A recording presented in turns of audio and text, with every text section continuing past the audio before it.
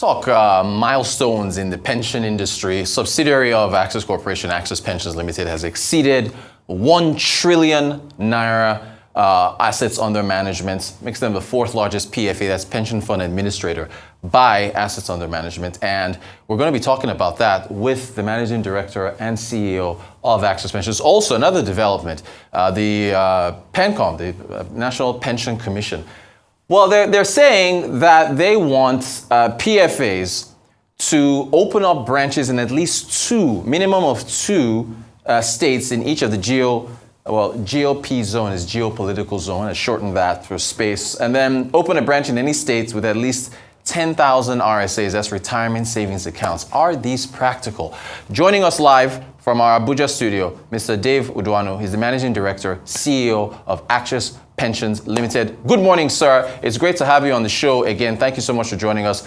Congratulations. You crossed the 1 trillion naira in assets under management. How did you get there, sir? Tell us how you got there. Good morning, Rotus, and thank you for having me. As you know, Access Corporation acquired First Guarantee Pensions and subsequently Sigma Pensions and merged the 2 companies to create Access Pensions. I was given a mandate to develop a 5-year plan that will take us to a top 2 player in the industry by 2027. So we went to work, and that strategy is premised on certain elements. The key is, first of all, is flawless execution and integration of the acquired entities to forge one unified entity and a strong brand. The other components are around people, technology, and processes. So we had to revamp our processes, we had to focus and invest in technology and digital offerings. And also we had to strengthen our people in various areas. The last part of it was working with our parent company, Access Corporation, in a very systematic way to reach sectors that are excluded, like the informal sector, the state government, and also to focus on the large corporate accounts. I think that in the last 7 months before we reached this milestone, we had worked very hard to ensure that we get there on time.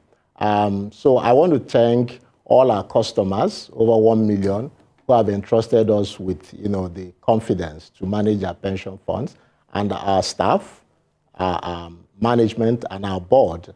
And I also want to thank our parent company, Access Corporation, led by our chairman, Dr. Herbert Wigwe, for the hard work we put in to achieve milestone. But we're just beginning. It's just a beginning. Like I said, our strategy and our objective is to be a top 2 player in the pension industry by 2027. And the emphasis is on top 2, not number 2. So in other words, our strategy is to be either number 1 or 2 over the next 5 years. And we're very deliberate, about, reaching those milestones.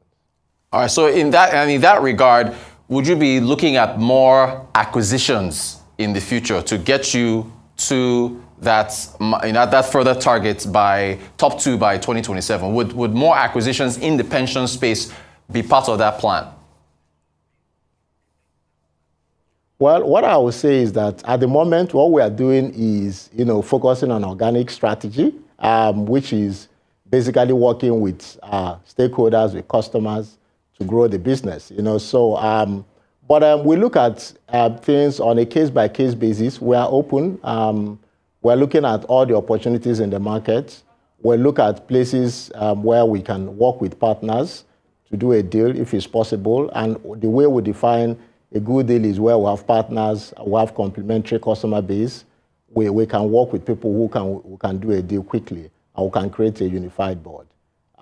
So I would say yes, we are open. But at the moment, our focus is on working on our organic growth engine to reach our target milestone.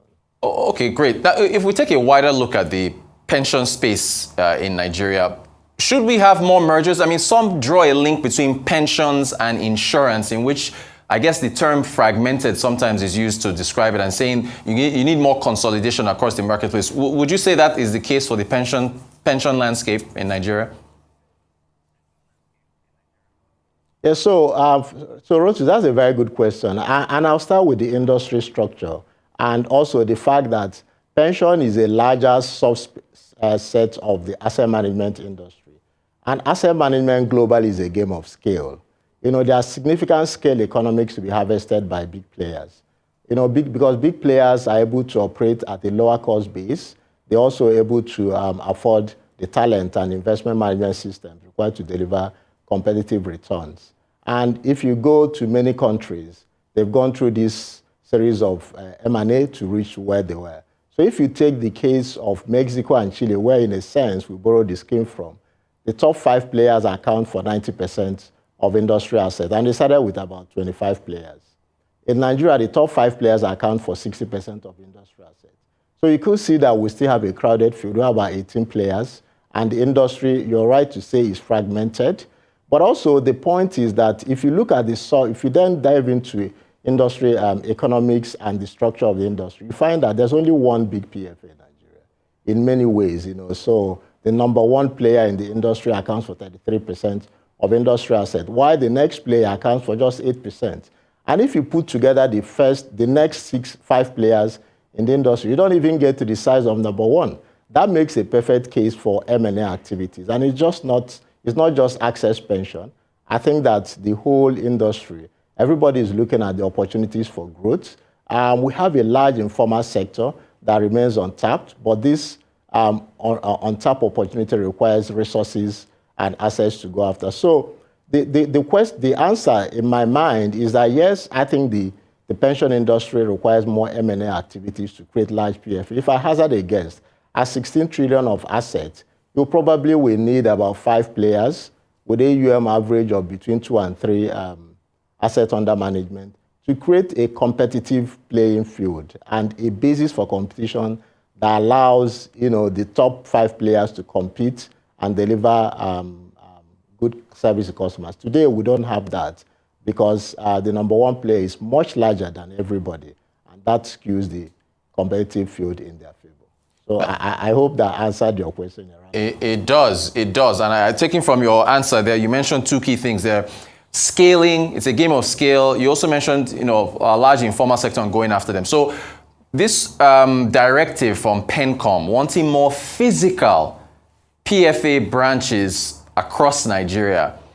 I have to tell you, sir, I physically have never I've never even seen my PFA. I just get alerts on my phone as to what has been credited to my account or what my balance is. I have never in my professional life of working ever stepped into a pension fund administrator office. So is this practical from the regulator to open up new branches across the geopolitical zones? So, Rotu, this is not a new requirement. It's always been there. PENCOM had always, asked PFAs to open a branch in every state where they have about 10,000 RSA holders, and every state that started the scheme. Remember that this is a compulsory savings scheme. So I think that PENCOM is right. Even though savvy players like you operate on your mobile phones and smart devices, not everybody have this opportunity and this privilege. We have a lot of blue-collar workers who don't have functional email addresses and certainly not smartphones. They troop into our office every day to access, to look for one service or the other. So we at Access Pension, we are represented in all the 36 states. And I think, any of the top, I would say 10 players, or even most of the PFAs have branches. I think what PENCOM have tried to do is to say, beyond the branches, you also have to have a spread across the geopolitical zone. And it makes sense, It's a national scheme, we're a country of many parts. So it's not just an elitist scheme for people in Abuja, Lagos, and Port Harcourt. It should be for everybody, and I support it. What I think that they also did, which we feel is a bit of a moderation, is that you can set up service centers in banks, for bank-owned PFAs like ourselves and about 4 or 5 other PFA. We can set up service desks in our bank branches, and this moderates the requirement for this. But in many ways, what PENCOM have done also makes the case for larger PFAs, because obviously you need capital, you need resources to open this branch. And you need to employ people and do technology. And the technology cost is not cheap. You have to invest in computer systems, you have to invest in networks, integrated networks, and all of that. So I would say yes, PENCOM is right in this regard. And I'm sure that most PFAs will comply with this requirement. Okay, I So want to maybe get next time you can step into your Okay. I hope you're not calling me an elite. I'm a humble guy. I'll advise you to. Yeah. No, you're one of the elites. All right, really quick, sir. Just a minute ago, I want to get your thoughts on the NGX looking at wanting to get, they're considering dollar-denominated securities. Would that maybe prompt PFAs like yourself to maybe talk to PENCOM about reevaluating your asset allocations, for risk-based adjustments and so on? What do you make of that development? Really quickly, about a minute to go before we wrap up. It's a positive development. We support it. However, the first things to do is to remove the restriction on the CBN list that prohibits us from investing in foreign investments, and also to make the guideline and make FX available to PFA. I think it's about time we start investing in dollar-denominated securities. I don't know the specific plans the NGX have, but we support it, and we want to achieve currency diversification as much as possible and in the shortest period of time. So we're happy to work with all the players and anybody that can make that happen. Mr. Uduanu, we've run out of time. I have so many other questions for you. We have to have you back on the show. Again, congratulations on the milestone, crossing $1 trillion in assets under management. We appreciate your time coming to talk to us on Arise News Global Business Report. Mr. Uduanu, MD, CEO, Access Pensions. All right.